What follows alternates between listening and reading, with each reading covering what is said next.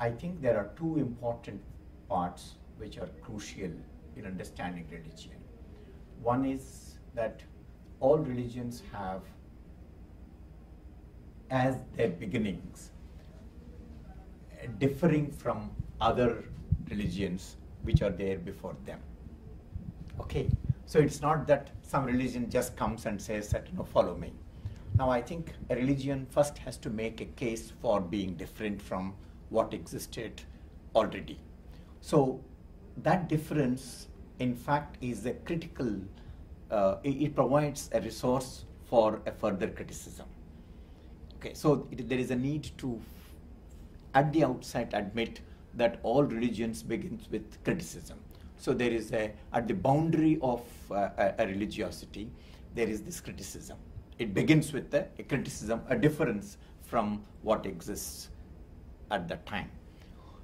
And the second point that we have to keep in mind in dealing with religions is that religion have two important components. One, that it has a leader, a guru. It also has disciples, the followers. Most of the time we take cognizance of the followers or the guru in a very causal manner of unidirectionality. I think what is important to bring into the discussion is that a follower is the one who knows how to handle what is politically correct within that religion.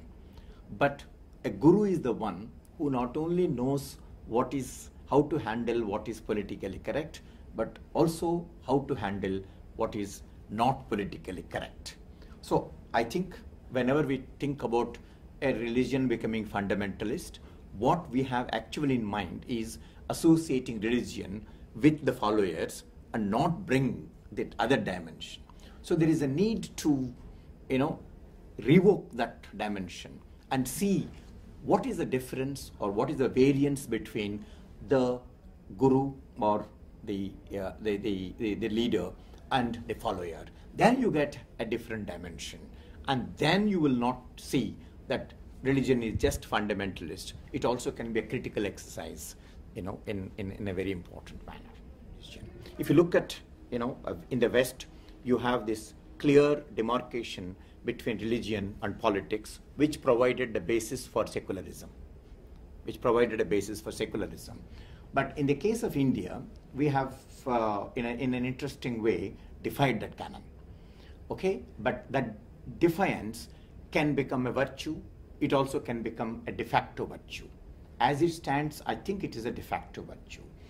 Now, having said that, what we have is a tendency where people like V.D. Savarkar thought that separating religion from politics is to the disadvantage of India. So what they did was to bring them together. And many people, including the earlier Akhil Bilgrami, found that Gandhi was doing the same thing. But what they did not, Bilgrami and others did not realize, the secularists in India did not realize, is a very interesting temporal movement that is taking place by Savarkar and Gandhi. What Savarkar was doing was, he wanted to politicize religion, whereas what Gandhi was doing was that he wanted to spiritualize politics. Now, unless you take the movement into serious consideration, you will find apparently as if both of them saying the same thing, because it is true, both Savarkar and Gandhi reject the separating religion from politics, but what they're doing subsequently is quite important. There are people who argued that secularism is indispensable. In fact, indispensability of secularism is a statement made by Charles Taylor. Javed Alam uses it as a title of his book, of his paper, and where he says that we have to be secular because we are individual. We have individuated. Now my question is that, is India a country with individuated individuals? The answer is immediate no. at a sociological level, there is a serious problem. The serious problem can be illustrated by looking at why Ambedkar took 27 years between his decision to leave Hinduism and embrace Buddhism.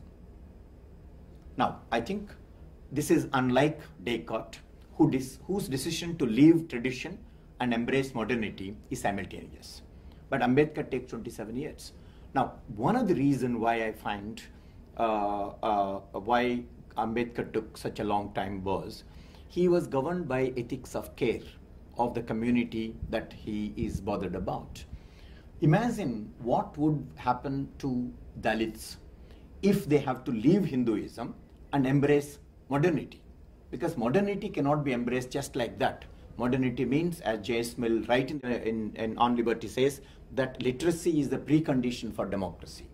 And Dalits are not literates at that time.